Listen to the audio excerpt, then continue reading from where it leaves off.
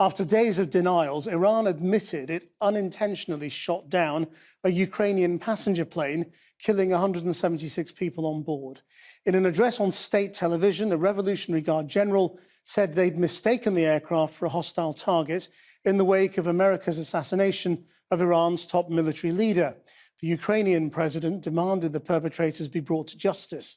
President Rouhani said Iran deeply regrets this disastrous mistake as protests broke out on the streets of Tehran.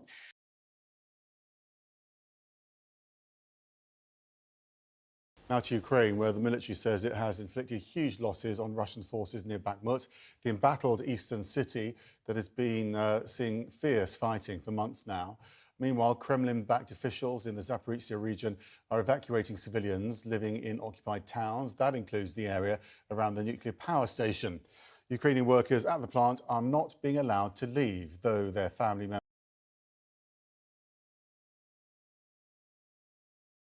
We're going to Spain now, where a lack of rain in recent years meant the northeast of the country is seeing its worst drought on record. This means a series of strict measures are being taken to try and protect the water supply. Guy Hedgecoe reports from Catalonia. For half a century, the Sal Reservoir has supplied water to the people of Barcelona and the surrounding area.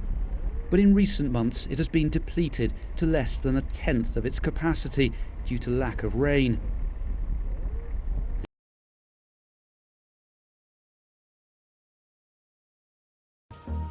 Hello and welcome. The Chinese President Xi Jinping has arrived in Moscow for his first visit since Russia's invasion of Ukraine last year.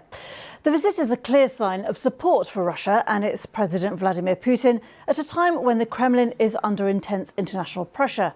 President Xi's visit comes just days after the International Criminal Court issued an arrest warrant for the Russian leader for alleged war crimes. Beijing has described it as a trip for friendship and peace.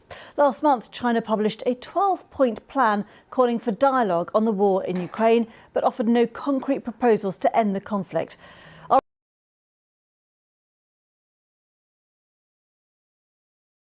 Now, Britain's most senior military officer has warned of a new threat posed by Russia to communications cables that run under the sea. The head of the Defence Staff, Air Chief Marshal Sir Stuart Peach, said Britain and NATO must avoid the risk of a potentially catastrophic effect on the economy if the cables were cut. Russia, in addition to new ships and submarines, continues to perfect both unconventional capabilities and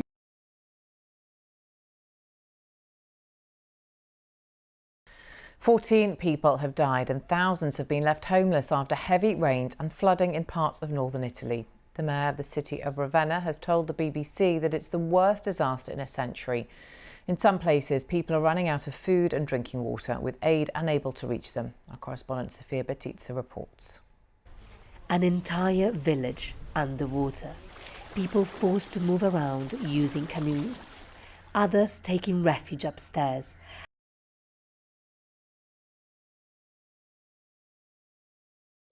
The enemy of your enemy is often your friend. Russia and North Korea are proving this saying to be true. The two countries have a common enemy in the United States, and now they have pledged to expand bilateral ties. On Pyongyang's Liberation Day, Vladimir Putin wrote a letter to Kim Jong-un.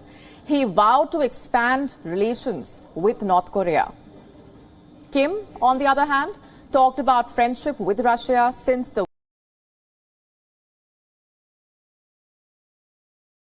Now to the breaking news in the war in Ukraine. 2 missiles are reported to have hit an area in Poland near the border with Ukraine, and 2 people were reportedly killed. CBS 2's Dick Brennan joins us now to explain the significance. Dick? Very significant, Christina Maurice. It's just not clear what happened. Russia denies any strike near the Ukrainian-Polish border, but that's been discounted in light of the many attacks Russia has made in western Ukraine already.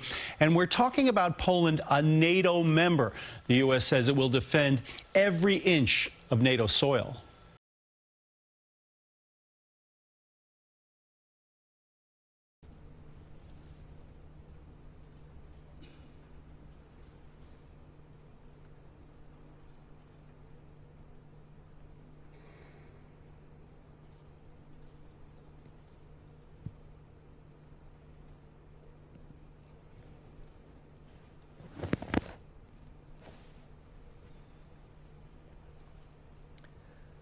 God save the King!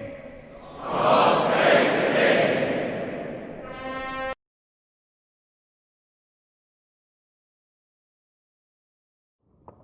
There was supposed to be a ceasefire, but these latest videos show no pause in the violence. A week after the first shots were fired, on Saturday, the 15th of April, there is fighting still across Khartoum, the capital of Sudan. The Rapid Support Forces, or RSF, claim they're advancing through the city, posting videos like this one.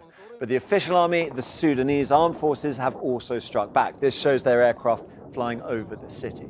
It is a complicated picture. We can show you where those incidents took place across the capital.